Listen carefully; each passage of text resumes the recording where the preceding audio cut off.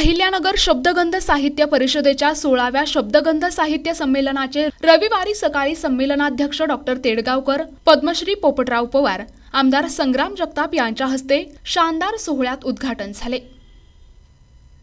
शब्दगंध साहित्य परिषदेच्या 16व्या शब्दगंध साहित्य संमेलनाचे रविवारी सकाळी संमेलनाध्यक्ष डॉक्टर संजीवनी तेडगावकर, पद्मश्री पोपटराव पवार, आमदार संग्राम जगताप यांच्या हस्ते शानदार सोहळ्यात उद्घाटन झाले। या प्रसंगी स्वागताध्यक्ष राष्ट्रवादी काँग्रेसचे शहर जिल्हाध्यक्ष संपत बारसकर, माळवेत संमेलनाध्यक्ष पुरुषोत्तम भापकर, महाराष्ट्र साहित्य आणि संस्कृती मंडळाचे सदस्य डॉक्टर राजेश गायकवाड, माजी आमदार साहेबराव दरेकर, माजी आमदार लहू कानडे, माजी जिल्हा परिषद देविदास धस, जयंत एलुरकर, ज्ञानदेव पांडुळे, सुनील गोसावी आदी व्यासपीठावर उपस्थित होते। यावेळी माजी आमदार साहेबराव दरेकर यांना शब्दगंध जीवनगौरव पुरस्कार देऊन गौरविण्यात आले, तर डॉक्टर सुनील कुमार सरनाईक यांना कॉम्रेड गोविंद पानसरे स्मृती प्रबोधन पुरस्कार प्रदान करण्यात आला। यावेळी बोलताना संमेलनाध्यक्ष डॉक्टर संजीवनी तेडगावकर म्हणाल्या, केवळ पुरस्कारासाठी लिहिले जाणारे साहित्य आजच्या समाज जीवनासाठी घातक आहे, अशी खंत व्यक्त करत साहित्याच्या प्रयोजनात जगण्याच्या प्रयोजनामध्ये आपण वेगळा विचार केला पाहिजे। यावेळी बोलताना पद्मश्री पोपटराव पवार म्हणाले, शब्दगंध साहित्य चळवळ उभी राहताना मी पाहिली आहे, मात्र या चळवळीला राजकीय पाठबळ असणे गरजेचे आहे। यावेळी आमदार संग्राम जगताप म्हणाले, नव्या पिढीला आपल्याला शब्दगंधशी जोडायचे आहे। यावेळी बोलताना स्वागताध्यक्ष संपत बारसकर म्हणाले, माणसाला माणूस म्हणून न्याय देण्याची भूमिका ही साहित्यात असते। सारख्या वागून तुम्हाला छळत राहतात आणि त्या छळत राहणार। तुम्हाला जर चांगलं वागावं त्यांनी असं वाटत असेल तर तुम्ही आजपासून ह्या साहित्य संमेलनाची ही शिदोरी समजा। इथून पुढे त्यांचे निर्णय घेण्याचं त्यांना स्वातंत्र्य द्या। ज्या बाईला निर्णय घेण्याचे स्वातंत्र्य दिलं जातं, तिच्या आयुष्याच्या इतिहासाकडे जर तुम्ही पाहिलं तर ती बाई तिच्या स्वतःच्या जीवनासोबत तिच्या कुटुंबाच्या जीवनाचा आणि समाजाच्या जीवनाचा सुद्धा सुंदर बगीचा करते। मग ती जिजाबाई असेल, सावित्रीबाई असेल, आणखी कोणतीही महिला पहा, तुमच्या गावातली, इथं शर्मिलाताई बसलेले आहेत, सुनील भाऊंच्या खांद्याला खांदा लावून काम करतात म्हणून ते एवढं घेऊ शकतात। त्यांनी जर म्हटलं असतं की तुम्ही घरी राहा तर हे शक्य नव्हतं संमेलन होणं। म्हणून माझा नवरा इकडे बसलेला आहे, मला जे स्वातंत्र्य दिलं त्या स्वातंत्र्याच्या बळावर कविता लिहिता येतात, आम्हाला साधा उच्चार काढता येत नाही लोकांना, तर जिथं मी हे बोलू शकतेय, हे स्वातंत्र्य मला ज्या माणसानं दिलं, असा माणूस आम्हाला जोडीदार म्हणून अपेक्षित आहे। आणि असे जोडीदार जर आम्हाला भेटले तर आम्ही त्यांना सर आठोपे ठेवू ना, रात्रंदिवस सुंदर सुंदर सुंदर सुंदर सगळा बगीचा।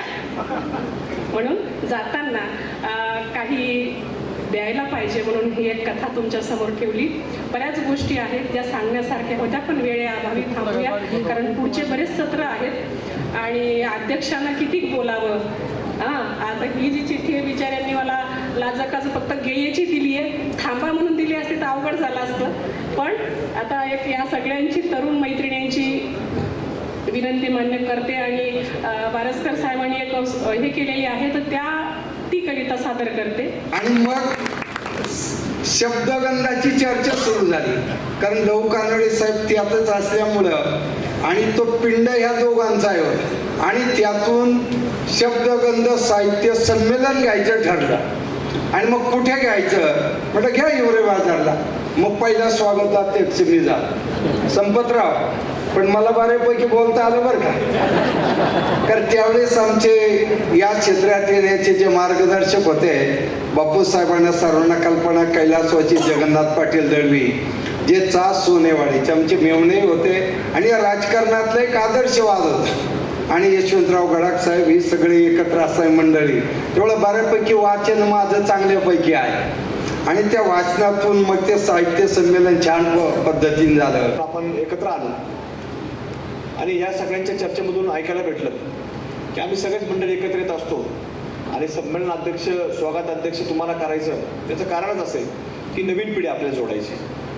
कारण तुम्ही याच्यामध्ये स्वागताध्यक्ष झाले, तुमच्याबरोबर अनेक या ठिकाणी युवक येणार आणि अनेक जण जरी आले तर ते 5-10 जरी आम्हाला जर साहित्यिक म्हणून जर भेटले, त्यांच्या मनामध्ये जर तो विचारांचा बदल जर झाला, तर या महाराष्ट्राचं साहित्य आणि महाराष्ट्राचं साहित्य क्षेत्रातलं भविष्य हे कुठेतरी भविष्यामध्ये दिशा देऊ शकतं. आणि म्हणून ते माझ्यासारख्या कार्यकर्त्याला त्यांनी मागची जबाबदारी दिली.